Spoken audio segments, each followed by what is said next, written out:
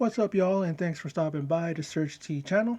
I am Search T, and tonight I'm going to talk about NXT.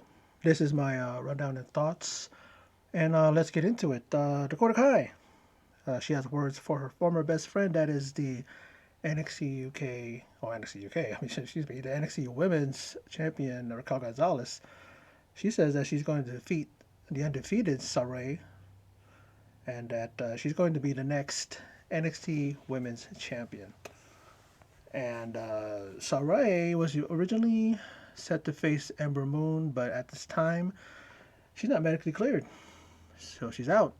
So in steps Dakota Kai, and we see Raquel Gonzalez arriving at the parking lot, and she's going to be arriving soon.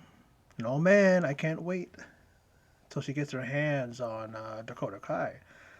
But in the ring, Dakota Kai hits the kick in the corner and pins Saray.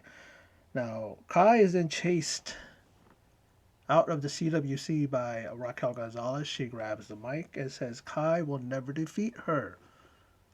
And she could have just asked for a title shot. That's what she said, directing that towards Dakota, and that she's going to get it at Takeover 36, and it's there where she says, making no bones about it, that she is going to tear her apart. Can't wait to see that match.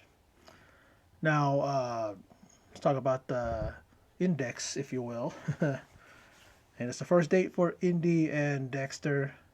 And it's funny how the Garganos are treating them like they're children. You know, it's hilarious. And then we see Loomis arriving at the Garganos' residence. You know, Johnny acting like the concerned parent. Interviewing Loomis, who just doesn't talk. I don't think he's ever talked ever since arriving. That's his character. But this segment's going to keep going throughout the show, and I'll bring it up as we get to it. Now, Hit Row are pounding their feet in the back of a truck, and they got a garbage can there burning with fire in it and everything. Dumpster fire, if you will. And they're out to make Legado del Fantasma pay, and they start by burning a familiar looking lucha mask. I don't know if it's one of theirs, one of Legado's, but they pretty much drawing first blood, and they are using that definitely to call out the luchadors. Now, Ilya Dragunov arrives at the CWC, and he enters the ring. I will make the unthinkable. You will witness chaos, rage, and history will be made, and an unbeatable kingdom will fall, and Walter, his reign, will be ended. I've been watching him, Ilya Dragunov, in NXT UK. The guy's no joke. And speaking of a guy who's no joke, Pete Dunne interrupts. Words are exchanged, insults traded, and a challenge issued by Dragunov is accepted by Pete Dunne. And tonight, Dragunov and Dunne will go one-on-one, with Dunne even threatening that after their match, Dragunov will not make it to take over. And it was later mentioned that it's going to be in the main event. Now, LA Knight is in action, and he quickly beats his opponent with the BFT, blunt force trauma. It's like he pretty much just took out his opponent like that quickly. And then the $1 Million Man's music hits, and he enters the ring.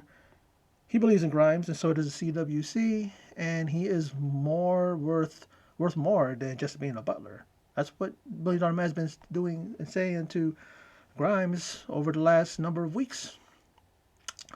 And there is a proposed match, and it's accepted by LA Knight. He puts his $1 million championship on the line, and if he defeats Cameron Grimes for the third time, because he's been beating him every time they've met 2 times already, he says that if Grimes loses, that DiBiase will become his butler. So how is that going to go? Do we think that it's going to happen, that Grimes will defeat him? Because I think that puts Grimes in a win-win situation, right? Like either that, like if he loses, Ted DiBiase becomes his butler, so that means that is Grimes off the hook, or is his butler, he's gonna have two butlers, you know. But that's what I'm thinking. Like he's in a normal. If he wins, he wins the championship, and then Ted DiBiase's not going to be the butler. And then if he loses, like I said, is he going to lose? Is he going to be removed from being a butler, and Ted DiBiase becomes one? So it's almost like a win-win. But I think where LA Knight is, he's probably going to keep him on his payroll, if you will, and then he'll have two. He'll just have them doing different things for LA Knight, right? But now let's go to Gigi Dolan and JC Jane, two new superstars that they are pushing now in NXT. And, Gigi Dolan's talking about never being satisfied. You know, talks about this isn't a 9 to 5 gig for her and JC Jane. And then she goes one on one. I guess Amari Miller, I've seen her before, and very, very good talent. But here she ends up getting hit with the abdominal stretch bomb. That's what I think Wade Barrett described it. And he gets the victory for Gigi Allen. I said Gigi Allen, I meant Gigi Dolan. Now, another segment when it comes to the ever-going, ongoing saga, love story, if you will, of the Indy Hartwell and Dexter Loomis. And all I'm thinking is that there's no earphones, like they can't listen to each other instead of walkie-talkies, or at least don't talk so loud, because their walkie-talkies were so loud that Candice and Johnny were overheard by Indy. Indy has her menus up, so they could block her, but then Johnny's so damn loud, talking so loud that Indy Hartwell heard it. And she goes over there and covers them, and then she ends up telling Johnny to leave him alone. Hey, she's on her date. Now, let's go to the face-to-face. It's called the Undisputed Finale, Cole and Oreilly 3. It's a 2 out of 3 falls match that's going to happen at Takeover, and each man will choose a stipulation per fall. If it goes to the third fall, the GM Regal will choose that. Oreilly straight up chooses a pinfall submission match, a straight up traditional match. Because Cole being beat in a match like that will shatter his ego worse than a steel chair could. Now Cole chooses a street fight. And he talks about how there's no need to worry what Regal's stipulation is, because Cole proclaims he will win 2 straight falls. And after a volatile exchange where security had to intervene, Regal comes up with his own stipulation, and that is a steel cage match. So that's one of the matches that are going to probably be the highlight of Takeover. And speaking of Adam Cole, the reports out that he talked to Vince McMahon. Went well, their meeting. Vince McMahon likes Adam Cole, and Adam Cole probably has his call of where he wants to go, SmackDown, Raw, or NXT. But we still got to see what happens even after the whole thing of that meeting. Is he still going to stay? It looks like he may. If he's well respected by Triple H and even by Vince McMahon. Vince McMahon's been doing all these cuts from NXT, and Cole wasn't one of them. Why would he be? He's one of the top stars in NXT, and I think, he'll definitely be pushed, and he'll definitely won't be dicked with if he goes to the main roster. So we'll see where he lands, because he definitely may be now still in WWE, but where he lands after this, if he stays at NXT, or if he goes to the main roster. Now, Thatcher and Ciampa, they address that Dunn and Lorcan had to rely on a third man, Ridge Holland, to help them in their tag match, even though they claimed to be tough guys. And Tommaso Ciampa says that I am going to face Ridge Holland, and then Thatcher interrupts him and says, no, I am. And that's that. So he's the one that wants to face Ridge Holland. Now, Imperium and MSK, they may be coming our way in the form of a tag team match, maybe perhaps for the title. but we'll see what happens as the show goes on. Now the semis in the breakout tournament, NXT breakout tournament. Odyssey Jones versus Trey Baxter, and you see the well, actually Trey Baxter in a tweet put out 6'5", 405 pounds, and that is Odyssey Jones, and then 5'10", 180 pounds, that's Trey Baxter. Quite a difference in height and weight. And in the end, Odyssey Jones defeats Baxter, and he was really just like that. Baxter was really a game. Put together a really good set of offense moves. He put together a good string of moves and was able to get Odyssey Jones on his knees. He hits him with that swinging DDT. Hits him with a spinning kick right on his jaw. Wasn't able to keep him down.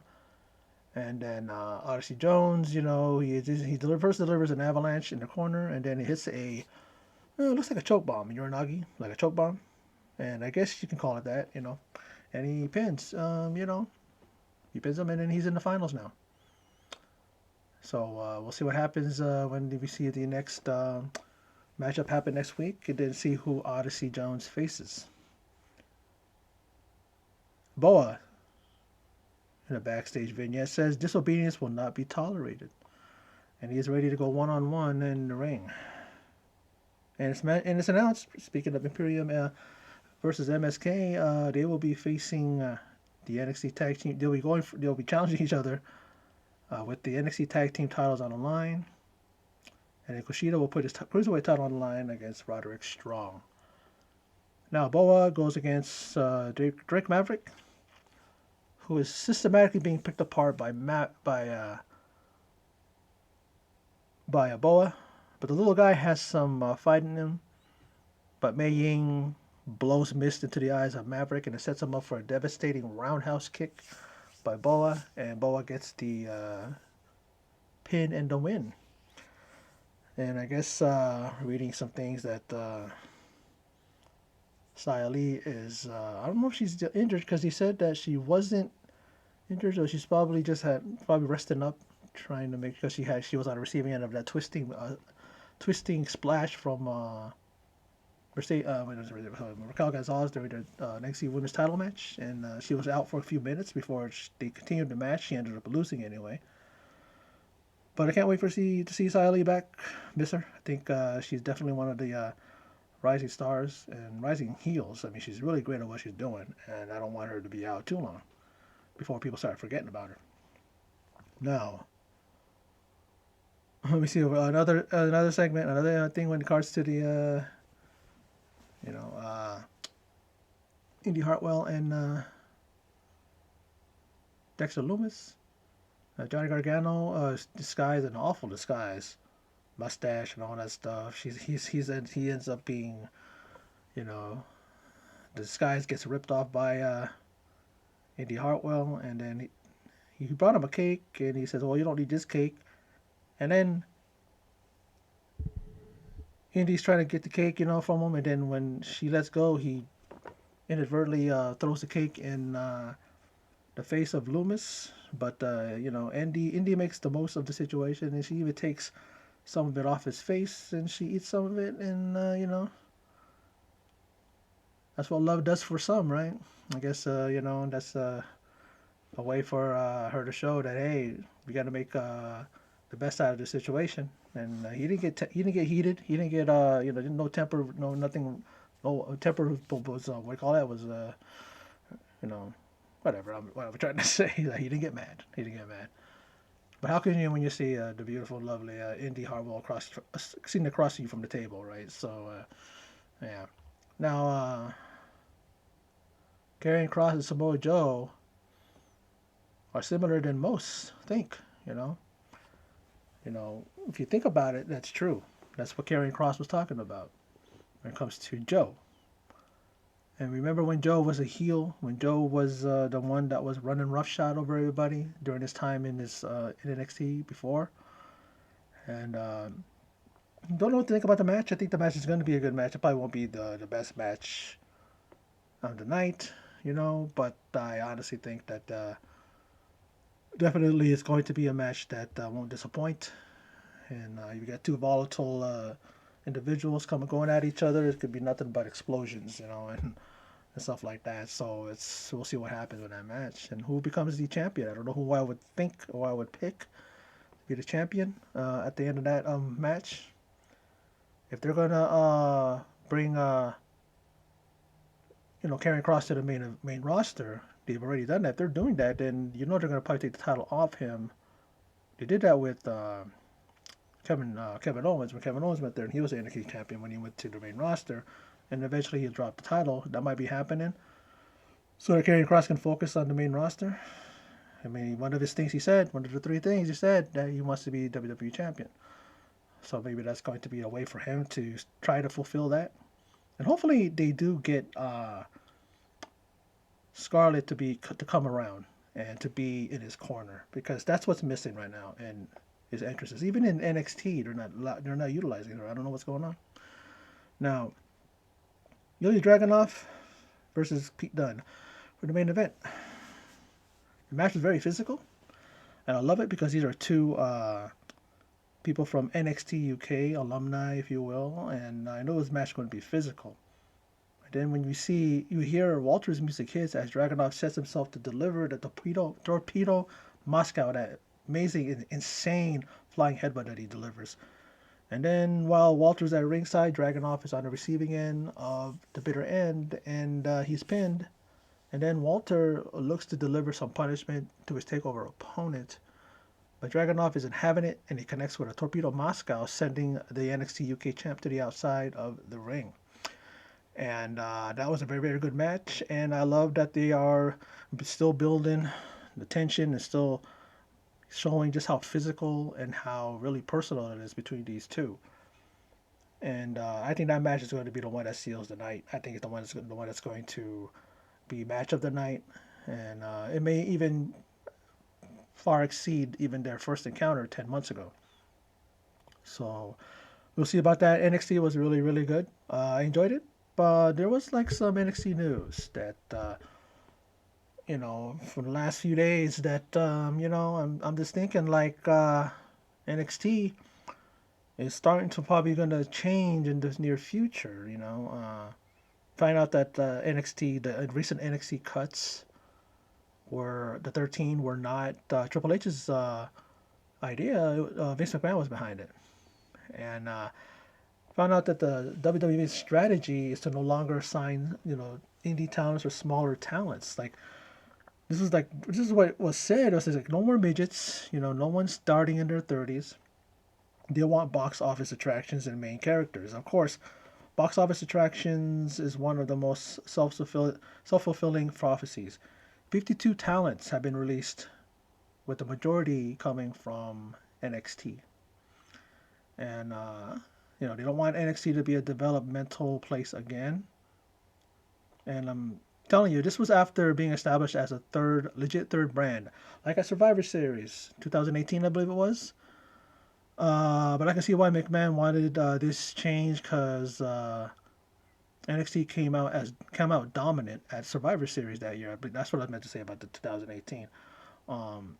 And he was embarrassed. I mean, McMahon, I'm sure was not having it. He probably was upset that they came out with the most victories, with the most thing. You see that tally at the end. They were actually way ahead of both brands. And he didn't want that to happen. And I think that he is honestly, looking to sabotage NXT more and more. I wonder what Triple H thinks. His father-in-law is sabotaging him and putting roadblocks in front of him and changing this and changing that. And then let's talk about one of the top NXT talents. That is Pete Dunne in this contract. And a lot of these guys' contracts are expiring. Like Cole's, even though he extended it to the Takeover. And then August 31st or September 1, Dunne's contract expires. So what's going to happen with him? What's going to happen with the Bruiserweight? Is he going to remain? Or is he going to look to try his hand at working elsewhere?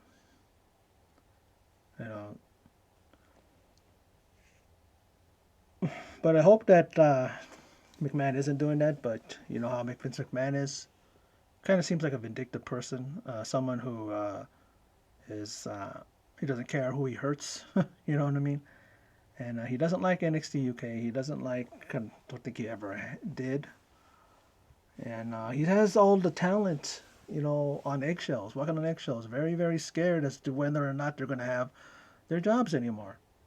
That's pretty tough, and that's actually pretty bad to kind of put people in that situation, where and it could be in any job, any job, anywhere where people, if you work in a hostile environment and you don't know whether or not your job's going to be there tomorrow, that's not a good place to work, and Vince McMahon just seems to wanna just put that feeling out there that you guys aren't you know any better than your last match. You're not any better than your last promo, anything like that. You can be good and it doesn't matter. You'll still get released from WWE. And Triple H had his way. A lot of these guys would not have been released. We would still be seeing some of these guys that we loved, people that we really, really got behind. Like I got behind Bronson Reed, and he's gone. Hopefully, he goes to a place that he's going to be able to show himself and be able to let WWE know that you guys made a big mistake in releasing me. That's his thinking. It should be. But anyway, that's my video for NXT for the 10th of August 2021. And so for those of you who stopped by and checked out my video, I appreciate it. Thank you very much. And in closing, as always, take care.